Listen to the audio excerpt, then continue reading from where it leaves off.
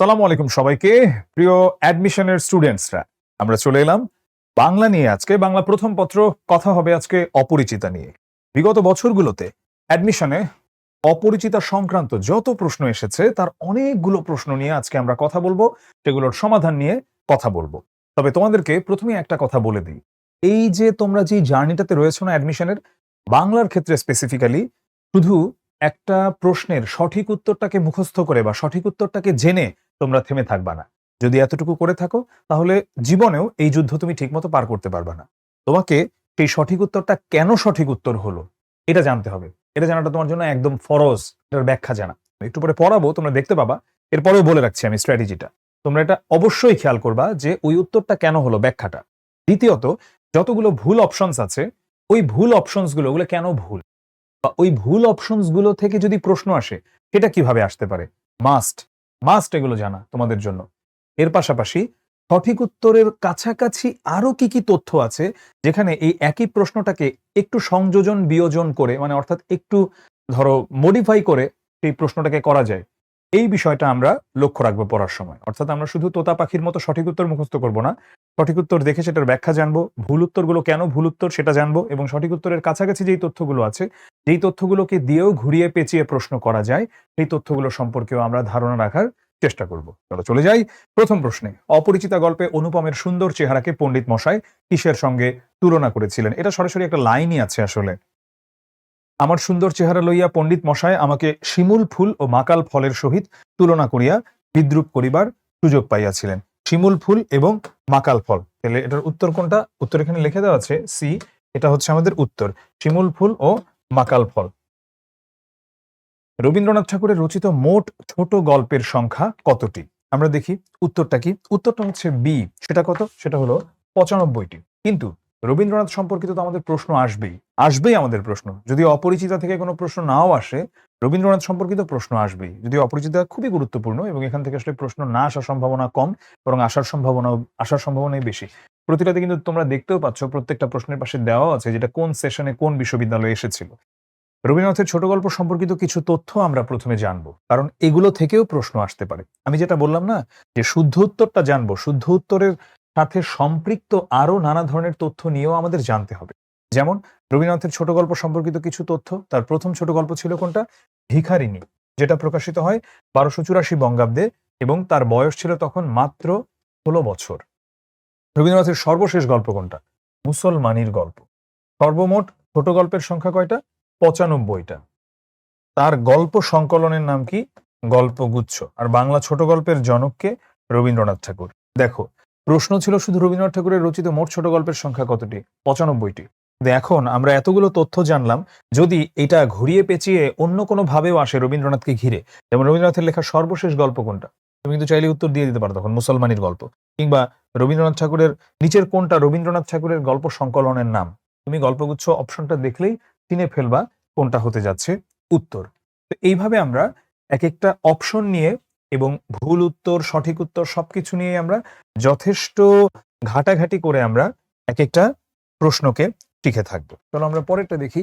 অনাবৃষ্টির দিনে ফুলের কুড়িটির মতো মেয়ের বিমর্ষ মুখ, এটা কোন রচনার বাক্য? এটা কোন রচনার বাক্য? চলো আমরা দেখি। এটা হচ্ছে অপরিচিতা রচনার বাক্য। যদিও এখানে আসলে আর কিছু বলার মতো নাই, এটা আমরা পড়েই বুঝতে পারি। আর এখানে আমাদের মানে অলরেডি যখন এইচএসসি সময় আমাদের পড়া হয়েছে চ্যাপ্টার গুলো, তো তখন কিন্তু আমরা একটা ধারণা নিয়েছি যে কোন চ্যাপ্টারে কি কি ধরনের লেখা ছিল না ছিল। এখানে না হলে আমি এখন অপরিচিতা থেকে আজকে পড়াচ্ছি, সো একটা লাইন এসেছিল অপরিচিতা থেকেই আসবে, কিন্তু তোমার কিন্তু ধারণা থাকতে হবে। যেমন এটা রেইনকোটের লাইন না। যে রেইনকোটটা একবার পড়েছে বা রেইনকোট গল্পটা সম্পর্কে জানে, সে হচ্ছে এই লেখা লাইনটা দেখেই বুঝে যাবে এটা আসলে রেইনকোটের লাইন, এটা কোনো দৃষ্টিভঙ্গি থেকেই হতে পারে না। চলো পরের প্রশ্নে যাই। অপরিচিতা গল্পে কোন বয়সটা না দৈর্ঘ্যে না গুণে বড়? এটা ছিল অনুপমের বয়স। গল্পের শুরুর দিকে এটা বলে, এটা হলো যে আজ আমার বয়স 27 মাত্র, এই জীবনটা না দৈর্ঘ্যের হিসাবে বড় না গুণের হিসাবে। তাহলে এখানে উত্তর আসছে কোনটা? উত্তর আসছে এটা সি, 27 বছর। যেইটা কার বয়স? এটা হচ্ছে আমাদের এই গল্পের যে মূল চরিত্র না, মানে এই গল্পের যে গল্প কথক অনুপম, এই অনুপমের বয়স হচ্ছে এটা। রবীন্দ্রনাথ ঠাকুর রচিত সর্বশেষ গল্পটির নাম কি? দেখো, এই যে আমি একটু আগে কিন্তু তোমাদেরকে এটা পড়িয়েছি, মুসলমানির গল্প।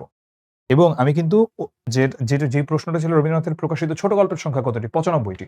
ওটা পড়াতে যে আমি উল্লেখ করেছিলাম রবীন্দ্রনাথ ঠাকুরের সর্বশেষ গল্পটার নাম কি। এখন কিন্তু আমরা সেটা উত্তর করে ফেলতে পারছি। এই জন্যই আমাদেরকে খুব মানে বুঝে বুঝে একদম মানে কি বলবো যে মাইন্ড ঘোরার মতো করে আমাদের পড়তে হবে। রবীন্দ্রনাথের প্রথম গল্পের নাম হচ্ছে ভিখারিণী, যেটা 1284 বঙ্গাব্দে মাত্র 16 বছর বয়সে তিনি রচনা করেন। আর তার রচিত সর্বশেষ গল্পের নাম হচ্ছে মুসলমানের গল্প। এটা মৃত্যুর মাত্র 6 সপ্তাহ আগে তিনি রচনা করেছিলেন। আর তার গল্প সংকলনের নাম গল্পগুচ্ছ। তো আমরা এটা অলরেডি আসলে পড়েছি এবং মোট কয়টা ছোট গল্প আছে সেটা আমরা জানি, 95টা ছোট গল্প রয়েছে এবং তাকেই বাংলা ছোট গল্পের জনক বলা হয়। না দেখিলাম তাহাকে চোখে, না দেখিলাম তাহার ছবি কোন লেখকের রচনার অংশ। এখানে আসলে বলার কিছুই নাই, আমরা অপরিচিতা নিয়ে পড়াচ্ছি, এটা রবীন্দ্রনাথ ঠাকুরের। আর এগুলো আমাদেরকে আসলে জানতে হবে, এগুলো যদি আমরা না জেনে থাকি তাহলে এইখানে এরকম দেখে র্যান্ডমলি ঢিল মাইরা আসলে হবে না অলওয়েজ। তো রবীন্দ্রনাথ ঠাকুরের অপরিচিতা গল্পের এটা একটা উক্তি কিন্তু, ঠিক আছে? বুঝিয়েছিলাম মেয়েটির রূপ বড় আশ্চর্য, কিন্তু না দেখিলাম তাহাকে চোখে, না দেখিলাম তাহার ছবি, সমস্তই অস্পষ্ট হইয়া রহিল। গীতাঞ্জলির ইংরেজি শিরোনামটা কি? সেটা হলো গিয়ে সং অফারিংস। এখানে আর আসলে ব্যাখ্যার কিছু নাই। আর এটাকে আমি আরেকটা তথ্য এটা বলতে পারি যে এটার যে ভূমিকা অংশটা, এই ভূমিকা অংশটা কে লিখেছে তোমরা অনেকেই হয়তোবা জেনে থাকবা। বিখ্যাত ইংরেজ কবি ডব্লিউ.বি. ইয়েটস বা উইলিয়াম বাটলার ইয়েটস, উনি হচ্ছেন এই সং অফারিংস এর ভূমিকা অংশটা লিখেছেন।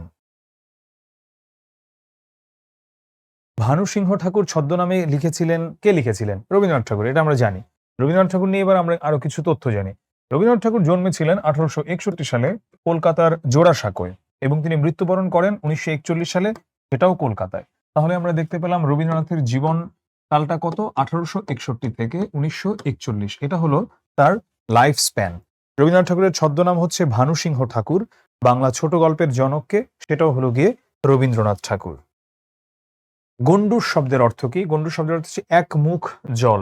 এটা আমরা পড়ি কোথায়? অপরিচিতা গল্পে একটা জায়গা আছে না, যখন হচ্ছে ফল্গু নদীর কথা আসে, তো সেই ফল্গু নদীর বর্ণনা যখন মামার সঙ্গে ফল্গু নদীর বর্ণনা দেওয়া হয়, তো তখন আমরা এই লাইনটা পাই যে এই তখন এই গণ্ডূষ শব্দটা আমরা সেখানে দেখতে পাই, যেটার অর্থ হচ্ছে এক মুখ জল। এবারে আমরা অপরিচিতা গল্পের কিছু গুরুত্বপূর্ণ শব্দ নিয়ে পড়বো, যে শব্দগুলো আমাদের পরীক্ষায় আসতে পারে। এখানে হয়তো গণ্ডূষ আসলো, হয়তো তোমার বার আসলো অন্তঃপুর শব্দের অর্থ কি, তুমি অবশ্যই তখন উত্তর করে আসতে পারবে। অন্তঃপুর মানে হলো অন্দর মহল, মনু মানে বিধানকর্তা, উমেদারির অর্থ প্রার্থনাও হয়, আবার উমেদারি বলতে ওখানে বোঝানো হয়েছিল চাকরি খোঁজা হন্যে হয়ে, সেটা। অন্নপূর্ণা বলতে দেবী দুর্গাকে বোঝানো হয়। তারপরে প্রদোষ মানে আমরা জানি সন্ধ্যা, পাকযন্ত্র মানে পাকস্থলী, জরিমা মানে আড়ষ্টতা। এভাবেই আমরা আরো যখন একটু শুদ্ধ উত্তরের বাইরের কিছু জিনিস জানছি, আমাদের জন্য ওভারঅল উত্তর করাটা সহজ হয়ে যাচ্ছে। পুরুষতন্ত্রের অমানবিকতার স্ফুরণ ঘটেছে কোন গল্পে? এটা ঘটেছে অপরিচিতা গল্পে। এখন অনেকের মনে হতে পারে যে মাসি পিসিও তো এটার কাছাকাছি। না, এখানে কিন্তু পুরুষতন্ত্রের অমানবিকতার তেমন কিছু আমরা এইভাবে দেখতে পাই না, যেটা অপরিচিতাতে দেখতে পাই। কারণ অপরিচিতা পুরোটাই হচ্ছে আমাদের পণ প্রথা নিয়ে বা যৌতুক নিয়ে, এবং সেখানে আমরা দেখি যে অনুপমের মতো মেরুদণ্ডহীন পুরুষকে এবং তার আরেকটা খুবই ফালতু একটা লোক, তার যে মামা, তাকে। তো পুরুষের কণ্ঠে নারীর প্রশস্তি কীর্তিত হয়েছে অপরিচিতা গল্পে, দুটাই হয়েছে। প্রশস্তি মানে হচ্ছে কি? প্রশস্তি মানে হচ্ছে প্রশংসা। তো কার প্রশংসা করেছে এখানে? কে কার প্রশংসা করেছে? এখানে আমাদের অনুপম প্রশংসা করেছে। কার প্রশংসা করেছে? অপরিচিতা, যে কল্যাণী, কল্যাণীর প্রশংসা করেছে। প্রদোষ শব্দের অর্থ কি? মাত্র পড়িয়েছি, দেখলা? সন্ধ্যা। আমি কিন্তু একটু আগে যখন গণ্ডূষ শব্দটা ছিল তোমাদের প্রশ্নে, গণ্ডূষ শব্দের অর্থ কি, ওটাকে কিন্তু পড়াতে যে এটাও পড়িয়ে ফেলেছি যে প্রদোষ শব্দের অর্থ কি। প্রদোষ শব্দের অর্থ হলো গিয়ে সন্ধ্যা। অপরিচিতা কোন গ্রন্থের অন্তর্গত? অপরিচিতা গল্পটা প্রথম প্রকাশিত হয় প্রমোদ চৌধুরী সম্পাদিত মাসিক সবুজ পত্র পত্রিকার 1321 বঙ্গাব্দের কার্তিক সংখ্যায়। আচ্ছা, উত্তর আমরা জানি অপরিচিত একটা ছোট গল্প, আর সেটা গল্পগুচ্ছরই অন্তর্গত, গল্পগুচ্ছরই অন্তর্গত, সেটা ঠিক আছে। কিন্তু এটা প্রথম প্রকাশিত হয় কোথায়? প্রথম তো এটা গল্পগুচ্ছে প্রকাশিত হয় না, মানে এই তথ্যগুলো জানার জন্য জানছি। এটা সবুজ পত্র, যেটা হলো গিয়ে তোমার প্রমোদ চৌধুরীর সম্পাদিত পত্রিকা মাসিক সবুজ পত্র, সেখানে এটা প্রথম প্রকাশিত হয় 1321 বঙ্গাব্দ, যেটা 1914 সাল ছিল এই সময়। এবং তোমরা অনেকেই প্রমোদ চৌধুরীকে নিয়ে জেনে থাকবা রবীন্দ্রনাথ ঠাকুরের সঙ্গে কিন্তু তার একটা সম্পর্ক আছে। সম্পর্কে রবীন্দ্রনাথ ঠাকুর তার চাচা শ্বশুর হয়। চাচা শ্বশুর হতেন আর কি, দুইজনই তো মারা গেছেন। এটি প্রথম গ্রন্থভুক্ত হয় রবীন্দ্র গল্পের সংকলন গল্প সপ্তকে এবং পরে গল্পগুচ্ছ তৃতীয় খণ্ডে ১৯২৭ সালে এটা আসে। তার মানে এটা কোন গ্রন্থের অন্তর্গত? এটা গল্পগুচ্ছ গ্রন্থের অন্তর্গত। আর অপরিচিতা গল্পে অন্নপূর্ণার কোলে গজাননের ছোট ভাইটি বাক্যাংশ ব্যবহৃত হয়েছে। এটা কি হিসেবে ব্যবহৃত হয়েছে? চলো দেখি। এটা হলো ব্যঙ্গ করে এখানে ব্যবহৃত হয়েছে। আমরা একটু আগে পড়েছি অন্নপূর্ণা বলতে আমরা বোঝাই দেবী দুর্গাকে, গজাননের ছোট ভাই গজানন বলতে বোঝাই আমরা গণেশকে। তো দেবী দুর্গার দুই ছেলে, অগ্রজ হচ্ছে মানে বড় হচ্ছে গণেশ আর ছোট হচ্ছে কার্তিক। তো দুর্গার কোলে থাকা দেব সেনাপতি কার্তিককে বোঝানো হয়েছে উক্ত বাক্যে। কেন বোঝানো হয়েছে? তার কারণ অনুপম হচ্ছে পরিবারের কাছে ছিল একটা পুতুলের মতো, তেমনি কার্তিকও ছিল মায়ের আঁচল ধরে থাকা একটা ছেলে। তো এই জন্যেই আমরা এই উপমাটা এখানে দেখতে পেয়েছি। তাই বাক্যাংশে এটা ব্যবহৃত হয়েছে ব্যঙ্গার্থে, এটা ব্যঙ্গ করে এখানে বলা হয়েছে। ঘরে বাইরে এই গ্রন্থটার রচয়িতাকে অফকোর্স রবীন্দ্রনাথ ঠাকুর, কারণ আমরা রবীন্দ্রনাথ ঠাকুরের চ্যাপ্টারই পড়ছি। রবীন্দ্রনাথ ঠাকুর প্রথম প্রকাশিত উপন্যাসটির নাম কি রবীন্দ্রনাথ ঠাকুরের? সেটা হলো বউ ঠাকুরানীর হাট, which is very very important, বউ ঠাকুরানীর হাট। এবং এটা নিয়ে আমি কিছু তথ্য তোমাদেরকে না দিলেই নয়। এই বইটা বউ ঠাকুরানীর হাট, যেটা প্রথম প্রকাশিত হয় 1883 খ্রিস্টাব্দে। এটা প্রকাশিত হয় কত সালে? এটা প্রকাশিত হয় 1883 খ্রিস্টাব্দে।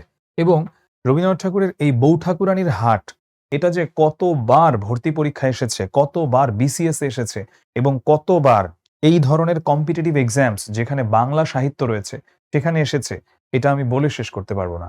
তাই এই তথ্যটা তোমরা একদম আজকেই আত্মস্থ করে ফেলো। বউ ঠাকুরানীর হাট রবীন্দ্রনাথ রচিত প্রথম উপন্যাস, যেটা প্রকাশিত হয়েছিল 1883 সালে। চলো আমরা চলে যাই আমাদের পরের প্রশ্ন। রবীন্দ্রনাথ ঠাকুরের অপরিচিতা গল্পটি প্রথম কোন পত্রিকায় প্রকাশিত হয়? একটু আগেই পড়ালাম, দেখছো? রবীন্দ্রনাথ ঠাকুরের ওই প্রশ্নটা ছিল যে রবীন্দ্রনাথ ঠাকুরের অপরিচিতা কোন গ্রন্থ থেকে? গল্পগুচ্ছ। আর কোন পত্রিকা থেকে? এটা হলো সবুজ পত্র। অপরিচিতা গল্পের গুরুত্বপূর্ণ কিছু তথ্য, এটা প্রথম প্রকাশিত হয় সবুজ পত্রে এবং ১৯১৪ সালে সেটা। আর এখানে প্রধান চরিত্র কি? বলিষ্ঠ ব্যক্তিত্বের অধিকারী কল্যাণী, সে হচ্ছে এই অপরিচিতা গল্পের প্রধান চরিত্র। অপরিচিতা গল্পের প্রধান চরিত্র হচ্ছে এই কল্যাণী। তো অপরিচিতা গল্পটা যখন প্রথম প্রকাশিত হয় এই সবুজপত্র পত্রিকায়, দেখো হুক দিয়ে দিয়ে কিন্তু আমাদের মনে রাখতে হবে একটা বিষয়। সবকিছু আমরা এইভাবে শুধু তথ্য মনে করলেই হবে না। হুক জিনিসটা কি?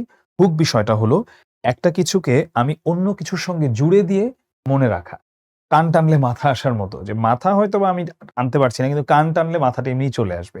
যেমন সবুজপত্র পত্রিকার নাম হয়তোবা তোমার মনে নেই, কিন্তু তোমার এটা মনে আছে যে রবীন্দ্রনাথের সঙ্গে, আচ্ছা ভাইয়া তো প্রমোদ চৌধুরীর কথা বলেছিলেন যে প্রমোদ চৌধুরীর সঙ্গে রবীন্দ্রনাথের একটা আত্মীয়তা ছিল। রবীন্দ্রনাথ সম্পর্কে প্রমোদ চৌধুরীর চাচা শ্বশুর। তাহলে চাচা শ্বশুর যদি হয়ে থাকে, আচ্ছা প্রমোদ চৌধুরীর যে পত্রিকাটা ছিল ওখানেই তো প্রকাশিত হয়েছিল রবীন্দ্রনাথের গল্পটা। প্রমোদ চৌধুরীর পত্রিকাটার নাম কি? সবুজপত্র। তার মানে সবুজপত্রই হলো উত্তর। রবীন্দ্রনাথের অপরিচিতা গল্পের মূল বিষয়বস্তু কি? যৌতুক প্রথা। Option D. এখানে আসলে আর ব্যাখ্যা করার কিছু নাই। মন্দ নয় হে, খাঁটি সোনা বটে। অপরিচিতা গল্পে এই উক্তিটা কে করেছে? বিনুদা। অপরিচিতা গল্পের উদ্ধৃতিটা কেমন? সেটা হচ্ছে যে কন্যাকে আশীর্বাদ করার জন্য যাহাকে পাঠানো হইল সে আমাদের বিনু দাদা, ওর পিস্তুত ভাই। এবং বিনু দাদা ছিলেন এমন একটা ক্যারেক্টার যার রুচির ওপরে তুমি অনেক ভালো রকম আত্মবিশ্বাস রাখতে পারো। এর কারণ উনাকে যদি ভালো কোনো কিছুর বর্ণনা করতে বলা হয় বলে, ধরো হ্যাঁ চলে, কিন্তু এটা কিন্তু ধরো অন্য সবাই বলে বেশ ভালো। তাহলে উনি যখন বলছেন যে মন্দ নয় হে, খাঁটি সোনা বটে, তার মানে বোঝা যাচ্ছে যে এটা খুবই ভালো একটা সম্বন্ধ। এ জীবনটা না দৈর্ঘ্যের হিসাবে বড় না গুণের হিসাবে, কোন রচনার অন্তর্ভুক্ত? এটা অপরিচিতার অন্তর্ভুক্ত। এটা আমি পড়িয়েছি, একদম প্রথমেই দেয়া আছে লাইনটা এবং প্রথমে এটা নিয়ে পড়িয়েছিলাম। কাজেই বাপ কেবলই সবুর করিতেছেন কিন্তু মেয়ের বয়স সবুর করিতেছে না। তার গল্প থেকে বাক্যটি উৎকলিত। কোথা থেকে নেওয়া হয়েছে? রবীন্দ্রনাথ ঠাকুরের অপরিচিতা থেকে নেওয়া হয়েছে। তো আমরা এখানে দেখি যে এটার অর্থটা কি? এটার অর্থটা হচ্ছে আসলে বোঝানো হয়েছে যে বাবা যদিও অপেক্ষা করছিলেন মেয়েকে বিয়ে দেবার জন্য এই সমাজে যেখানে পণ প্রথা বা যৌতুক প্রথার চরম বিস্তার, এবং এত টাকা দিয়ে সে হয়তোবা মেয়েকে বিয়ে দেওয়াটা কষ্টকর হয়ে পড়ছিল এবং মেয়ের জন্য সে একটু আটকেই রাখছিল তার, মানে মেয়ের জন্য মানে সে পারছিল না আসলে মেয়েকে ঠিকমতো বিয়েটা কিভাবে দিবে না দিবে। কিন্তু যেটা হলো সেটা গিয়ে যে এত কিছুর পরেও, মানে এত কিছুর পরেও যখন দিন শেষে মেয়েটার মানে বিয়ে হচ্ছে না, কিন্তু তার বয়সটা কি থেমে আছে? তার বয়সটা তো থেমে নাই, তার বয়সটা তো বেড়ে চলছে নিজ গতিতে। সেটাই বলছে যে বাপ কেবলই সবুর করিতেছেন, কিন্তু মেয়ের বয়স সবুর করিতেছে, মেয়ের বয়স বেড়েই চলছে। অপরিচিতা গল্পের রচয়িতাকে রবীন্দ্রনাথ ঠাকুর, এখানে আর কোনো দ্বিতীয় কথা আসলে নাই। অপরিচিতা গল্পের নায়িকার নাম কি? কল্যাণী, এটা আমরা জানি। ডি। অপরিচিতা গল্পে কল্যাণী চরিত্রের প্রধান বৈশিষ্ট্য কোনটি? আমরা দেখি। এখানে আমরা একটা বিষয় আজকে শিখব। এটা হলো প্রসেস অফ এলিমিনেশন।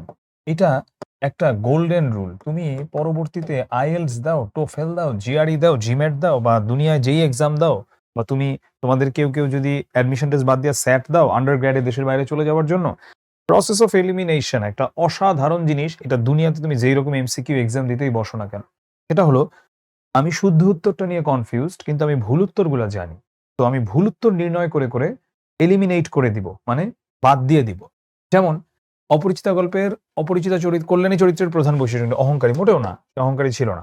ব্যক্তিত্বপূর্ণ, হ্যাঁ, সে ব্যক্তিত্ব ছিল। পিতৃ আজ্ঞা পালনকারী, এমন কোনো কিছুতে আমরা পাই না। নমনীয়, হ্যাঁ, সে নমনীয় ছিল। কিন্তু নমনীয় এবং ব্যক্তিত্বপূর্ণ দুইটার মধ্যে যদি কথায় আসি, নমনীয়র কিছু এক্সাম্পল আমরা পাই, কিন্তু বেশিরভাগ এক্সাম্পল গুলো পাই ব্যক্তিত্বপূর্ণের। তাহলে এটাই হচ্ছে আমাদের শুদ্ধ উত্তর।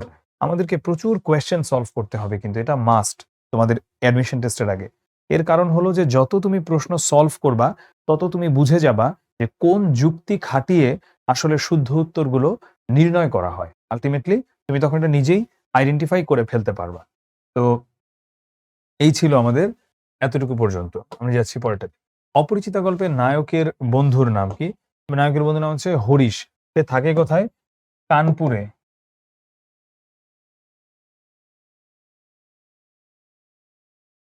ফল্গু নদীর বৈশিষ্ট্য কোনটা? জোয়ার ভাটাহীন, খরস্রোতা, চোরাবালিময়। এটা কি? এটা হচ্ছে চোরাবালিময় না, এটা হলো গিয়ে অন্তঃসলিলা। এর মানে কি? অনেকে মনে করতে পারে চোরাবালির মতো কারণ ওখানে বালু আছে, না। অন্তঃসলিলা, অন্তঃসলিলা মানে হচ্ছে এটা ভেতর দিয়ে বয়ে চলে। ভেতর দিয়ে বয়ে চলে মানে কি? ফল্গু নদীর হচ্ছে উপরে বালু, কিন্তু নিচ দিয়ে হচ্ছে সেটা বয়ে চলছে। এটা ভারতের গয়াতে অবস্থিত। পবিত্রতার জন্য ফল্গু নদী হিসেবে বিখ্যাত। গ্রীষ্মকালে নদীটি বৃহদাংশ একেবারেই শুকিয়ে যায়। এটা কোথায়? এটা হলো গিয়ে ভারতের গয়াতে। আমার মুখ তখন অনর্গল ছুটিতেছিল। অপরিচিতা রচনার এ উদ্ধৃতিতে প্রকাশ পেয়েছে অনুপমের মামার। এ উদ্ধৃতিতে প্রকাশ পেয়েছে অনুপমের মামার। মামার মুখ তখন অনর্গল ছুটিতেছিল। তাহলে এটাতে কি প্রকাশ পাচ্ছে? ওই উদ্ধৃতিতে কি প্রকাশ পেয়েছে আমরা দেখি, চলো। এখানে প্রকাশ পেয়েছে কি? এখানে প্রকাশ পেয়েছে কৌলিন্য, অর্থাৎ কুলের যে মর্যাদা, মানে সে তোমার মানে তার যে সে অনেক ভালো বংশ থেকে এসেছে, তার কুল অনেক ভালো, এই জিনিসগুলোই সে বোঝানোর চেষ্টা করছিল। তো এটাই হচ্ছে মামার মুখ তখন অনর্গল ছুটিতেছিল। এটা দিয়ে মূলত এটাই বোঝানো হয়, কারণ মামা হচ্ছে শুধু নিজেদের প্রশংসা তখন করছিলেন, এবং মামাটা খুবই ছোট লোক জাতীয় একটা ক্যারেক্টার আমরা এই গল্পটাতে দেখি। তো তার কুল মর্যাদার কথাই হচ্ছে এখানে বোঝানো হচ্ছে কৌলিন্য শব্দটির মধ্য দিয়ে। ছেলেবেলায় অনুপমের চেহারা নিয়ে বিদ্রূপ করার সময় পণ্ডিত মশাই কোন দুটি ফুল ও ফলের সঙ্গে তুলনা করেছেন? এটা অলরেডি আমি বলেছি, তারপরে আবারও পড়ালাম। শিমুল এবং মাকাল, অপশন ডি। ঠাট্টার সম্পর্কটাকে স্থায়ী করিবার ইচ্ছে আমার নাই, এই উক্তিটা কার? এই উক্তিটা হচ্ছে শম্ভুনাথের। উক্তিটা শম্ভুনাথের। শম্ভুনাথ হচ্ছে তোমার আহ আমাদের যে মেয়েটার বাবা, অর্থাৎ কল্যাণীর বাবা। তো এই উক্তিটা কখন আসে? যখন আমরা দেখতে পাই যে কল্যাণীরা তাদের পরিবার থেকে যথাযথ স্বর্ণ দিচ্ছে কিনা, যতটুকু কমিটমেন্ট দিয়েছিল ততটুকু স্বর্ণ দিচ্ছে কিনা, সেটাকে পরখ করার জন্য মামা শেখরা নিয়ে আসে। শেখরা মানে হচ্ছে যিনি স্বর্ণকার বা স্বর্ণ পরিমাপ করেন, তাকে নিয়ে আসে, এবং তাকে দিয়ে ওই মেয়ের গলা থেকে সেই স্বর্ণগুলো মেয়ের বাবা খুলে নিয়ে আসেন, এবং সেই স্বর্ণকে যখন পরখ করে দেখা হয় যে এটা কি খাঁটি সোনা কিনা, তখনই এই উক্তিটার কথা পরে আসে আর কি। কারণ শম্ভুনাথের ব্যক্তিত্বের সঙ্গে জিনিসটা যায় না। তার মনে হয় যে এইরকম একটা জায়গাতে সে তার মেয়েকে বিয়ে দিবে না। রক্তকরবী কোন ধরনের রচনা? রক্তকরবী হচ্ছে রবীন্দ্রনাথ ঠাকুরের সাংকেতিক নাটক। নাটকটা বাংলা ১৩৩০ সনে রচিত। এটা হলো কি? এটা হচ্ছে একটা নাটক। ছোটবেলায় অনুপম পণ্ডিত মশাইয়ের বিদ্রূপের পাত্র হয়েছিল কেন? সুন্দর চেহারার জন্য, একটি কানে কম শুনতে বলেছে। চলো আমরা এখানে প্রসেস অফ এলিমিনেশন করি। দেখতে কদর্য ছিল? মোটেও না, ও দেখতে অনেক সুন্দর ছিল। একটি কানে কম শুনতে, এমন কোনো কিছু উল্লেখ করা নেই গল্পে। পড়ায় মনোযোগ ছিল না বলে, আচ্ছা, এখানে কেন হচ্ছে এখানে বলতো? এখানে আমরা দেখব যে সুন্দর চেহারার জন্য তাকে বিদ্রূপের পাত্র হয়েছিল, সে পড়ায় মনোযোগ ছিল কি ছিল না এই সম্পর্কিত কোনো কিছুই কিন্তু উল্লেখ করা নাই। প্রসেস অফ এলিমিনেশনের ক্ষেত্রে তোমার মনে হতে পারে যে ভাই আমি তো ৩ টা উত্তর আসলে বের করতে পারবো না, ৩ টা ভুল উত্তর। আমি বলব সমস্যা নাই। তুমি 50-50 করো। এট লিস্ট তুমি যদি ৪ টা ভুল থেকে ১ টা উত্তর বাছতে যাও, মানে সরি ৪ টা অজানা জিনিস থেকে ১ টা শুদ্ধ উত্তর বাছতে যাও, এর চেয়ে আরো সহজ তুমি যদি ২ টা অজানা জিনিস থেকে শুদ্ধ উত্তরটা বাছতে যাও। তুমি নানা যুক্তি দিয়ে নানাভাবে তুমি তখন শুদ্ধ উত্তরটা বের করার একটা না একটা পথ বাতলে ফেলতে পারবে। অপরিচিতা গল্পে ফুলের মতো গুটি এই উপমাটা দ্বারা কি বুঝায়? সেটা হলো আমরা যেটা বুঝি যে নিষ্ফল জীবনটাই বোঝায়। গুটি একটা সময় পূর্ণ ফলে পরিণত হয়। কিন্তু গুটি যদি ফলের মতো হয় তাহলে তার অসম্পূর্ণ প্রকটও হয়ে ওঠে। মানে নিজের নিষ্ফল জীবনটাকে বোঝাতে অনুপমের ব্যবহৃত উপমা অনুপমকে কেন্দ্র করে এখানে লেখা হয়েছে। এই জীবনটা না দৈর্ঘ্যের না এটা কোন জায়গার অপরিচিতা। এটা নিয়ে অলরেডি অনেকবার কথা বলেছি। এটা নিয়ে আর কথা বলতে চাই না। অপরিচিতা গল্পটি গল্পগুচ্ছের কোন খণ্ডে? ৩য় খণ্ডে। এটাও অলরেডি আমি বলেছি তোমাদেরকে। ৩য় খণ্ডে হচ্ছে অপরিচিতা গল্পটি রয়েছে। রবীন্দ্রনাথের মুক্তধারা এটা কি? এটা হলো গিয়ে রচিত রূপক ও সাংকেতিক নাটক। মানুষ যন্ত্রের দাস না হয়ে যন্ত্র মানুষের দাস হবে, এটাই হচ্ছে এই নাটকের মূল কথা। মুসলমানির গল্প নামক গল্পটি কে লিখেছেন? এটা রবীন্দ্রনাথ ঠাকুর লিখেছেন। আর এটা আমরা বলেছি অলরেডি, এটা রবীন্দ্রনাথের লেখা শেষ গল্প আরকি। রবীন্দ্রনাথের ১ম গল্প কোনটা? ১ম গল্প হচ্ছে ভিখারিনী। আর সর্বশেষ গল্প হচ্ছে মুসলমানির গল্প, যেটা মৃত্যুর ৬ সপ্তাহ আগে তিনি লিখেছিলেন। অপরিচিতা গল্পটি ১ম প্রকাশ পায় কোন পত্রিকায়? এটা ১ম প্রকাশ পায় হচ্ছে সবুজ পত্রে। অলরেডি অনেকবার বলেছি, প্রমোদ চৌধুরীর যেই পত্রিকা, এবং ১৯১৪ সালে এটা প্রকাশিত হয়। বাংলা হচ্ছে ১৩২১ বঙ্গাব্দ।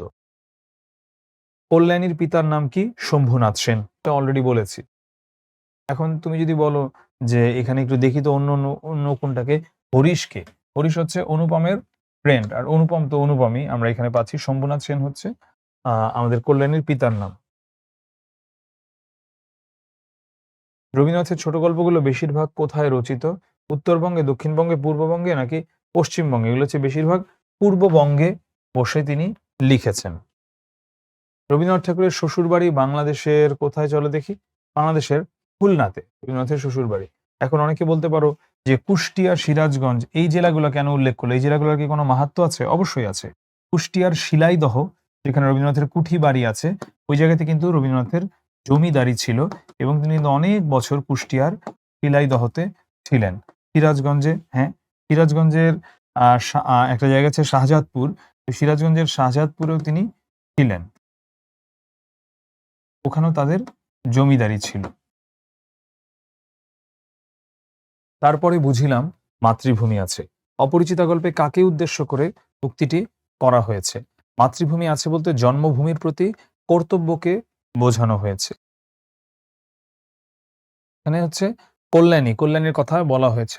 মানে সহজ কথায় যদি আমি বুঝাই, যেটি দিয়ে আসলে কি বুঝিয়েছে, সেটা হলো যে মানে অপরিচিতা গল্পে আমরা একটা অংশে গিয়ে দেখতে পাই যে কেন কল্যাণী বিয়ে করবে না, তার কারণ সে হচ্ছে মাতৃ আজ্ঞা।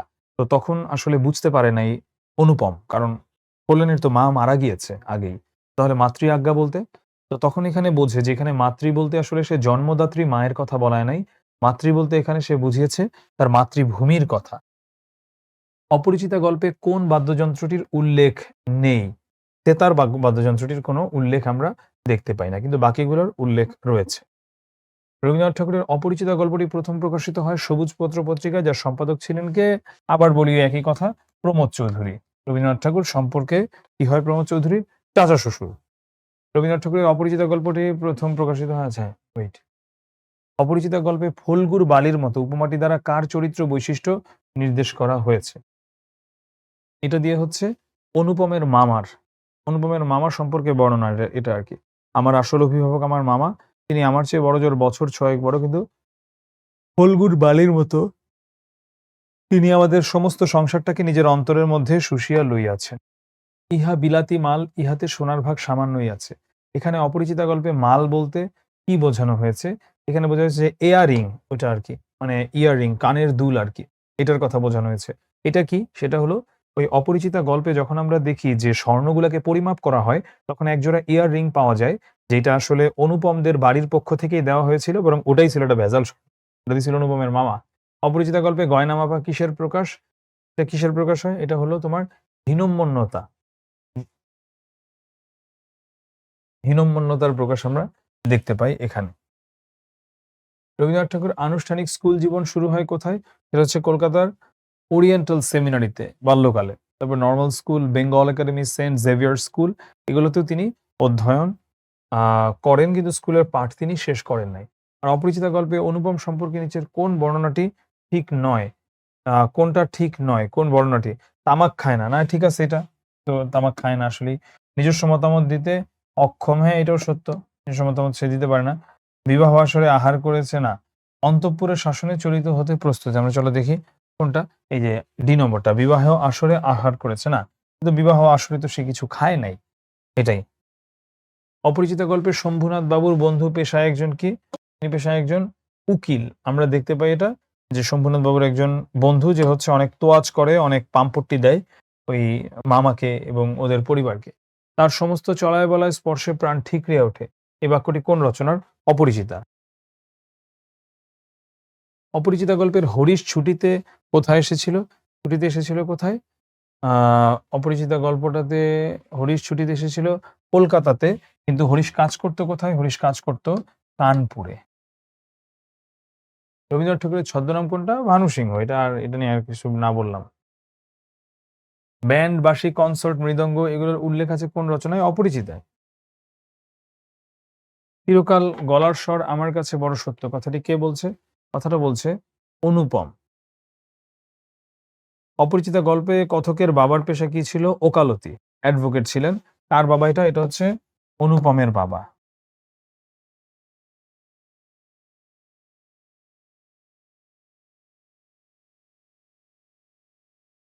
বিশ শতকীয় পুরুষতন্ত্রের অমানবিকতার কাহিনী কোনটি? অপরিচিতা। আমি অন্নপূর্ণার কোলে গজাননের ছোট ভাইটি, এটা কোন রচনার অংশ? এটা হলো অপরিচিতার অংশ। আর অপরিচিতা গল্পের কথককে? উত্তম পুরুষের জবানিতে লেখা গল্প আর কি, মূলত অনুপম। অনুপমই হচ্ছে এই গল্পটার কথক। গল্পটা ওর মুখেই আমরা এই গল্পটার বর্ণনাটা দেখতে পাই। গীতাঞ্জলির ইংরেজি অনুবাদককে? রবীন্দ্রনাথ ঠাকুর নিজেই গীতাঞ্জলির ইংরেজি অনুবাদক। অপরিচিতা গল্পের কথকের বয়স কত? কথকের বয়স হচ্ছে ২৭ বছর। কেন ২৭ বছর তুমি দিবা? কারণ সে যখন লিখছে এটা, তখন কিন্তু তার বয়স ২৭ বছর হয়ে গেছে এবং সে কিন্তু স্মৃতিচারণ করছে তার জীবনটাকে তখন। সে যে আমার চিরজীবনের গানের ধুয়া হইয়া রইল, এই বাক্যে সে কে? সে হচ্ছে কল্যাণী এখানে। ট্রেনে যাওয়ার সময় যখন ওর গান শুনে, মানে গান না, নরমাল কথা শুনে ওর ভয়েসের টোন শুনে এতটাই মুগ্ধ হয় যে এটা যেন আজীবনের জন্য ওর কানে বেজে রইল। কোনটি রবীন্দ্রনাথের লেখা কাব্যগ্রন্থ নয়? এটা হবে কি উত্তর? এটার উত্তর হবে চক্রবাক। চক্রবাক কাজী নজরুল ইসলামের। তো এই ধরনের উত্তরগুলো আমাদের অ্যান্সার করা কঠিন হয়ে পড়বে যদি আমরা ভালোমতো কবি সাহিত্যিকের বইয়ের নামগুলো মুখস্থ না করে থাকি। নৌকাডুবি কোন ধরনের রচনা? নৌকাডুবি হচ্ছে তোমার বিশ্বকবি রবীন্দ্রনাথ ঠাকুর রচিত একটি সামাজিক উপন্যাস। উপন্যাসটি ১৩১০ থেকে ১৩১১ বঙ্গাব্দে বঙ্গদর্শন পত্রিকায় প্রকাশিত হয়। নৌকাডুবি উপন্যাসটি লেখা হয়েছে জটিল পারিবারিক সমস্যাগুলিকে কেন্দ্র করে। এখানে একটু ভুল আছে। আমি জাস্ট এটাকে একটু ঠিক করে দিচ্ছি। এটা কোন ধরনের রচনা? এটা হচ্ছে একটা সামাজিক উপন্যাস। এখানে নানা কিছু চলে এসেছে। কিন্তু এটা নয়। আমি জাস্ট একটু ঠিক করে দিচ্ছি।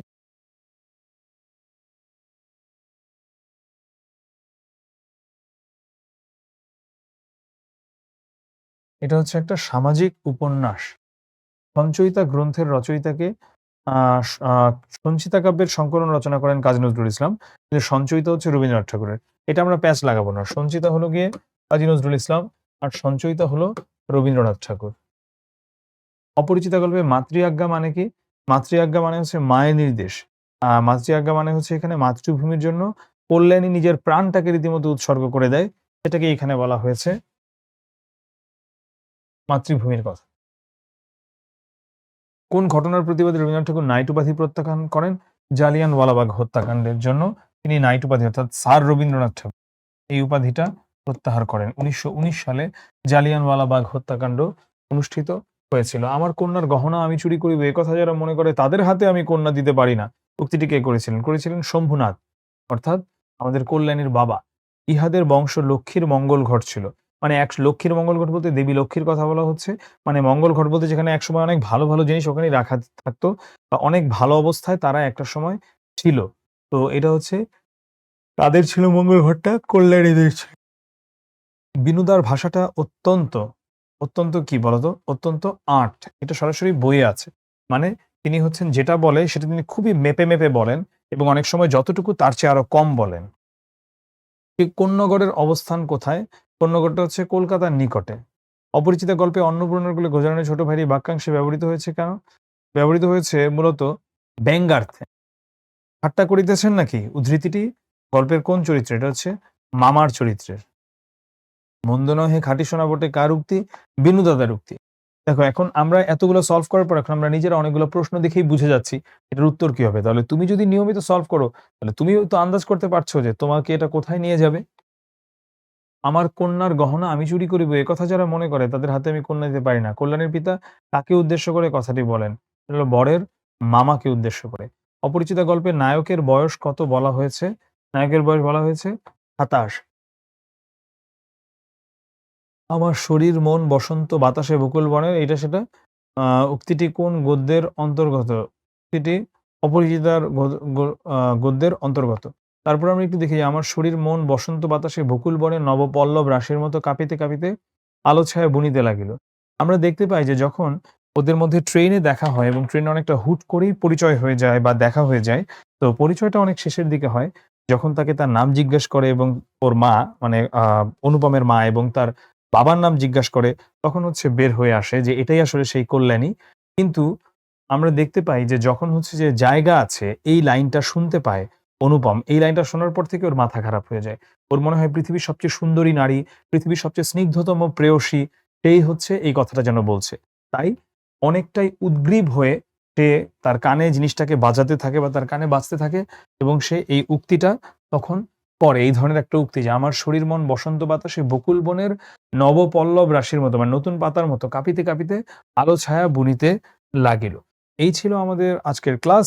তোমরা অপরিচিতাটা খুব ভালো করে পড়বা। এই প্রশ্নগুলো পড়লে ইনশাআল্লাহ তোমাদের জন্য মোর দ্যান ইনাফ। আর যেটা করতে হবে নিজে, নিজে অনেক প্রশ্ন সমাধান করতে হবে। সবাই ভালো থাকো, সুস্থ থাকো। ইনশাআল্লাহ তোমাদের সঙ্গে আবার দেখা হবে।